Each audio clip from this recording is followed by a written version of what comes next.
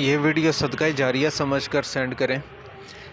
जिन जिन लोगों ने स्कूटियाँ रखी हुई हैं वो हमेशा बिजली के ट्रांसफार्मर और जितनी भी ये डीपियाँ लगी हुई हैं इनसे एहतियात करें। ये देखें बच्चा कैसे उसने स्कूटी खड़ी की है और कैसे उसने बिजली ने उसको पकड़ लिया है। ये सदका जारिया समझकर सेंड करें आगे लोगों को, ताकि मज़ीद लोगों की जान और माल का कोई भी नुकसान ना हो।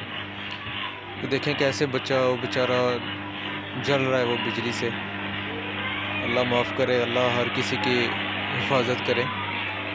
तो ये सदका जारिया समझ कर ये वीडियो शेयर कर दें ताकि लोगों तक इसका पैगाम पहुंच सके। देखें कैसे बच्चा बेचारा बिजली से जल कर बेचारे की डेथ हो गई है।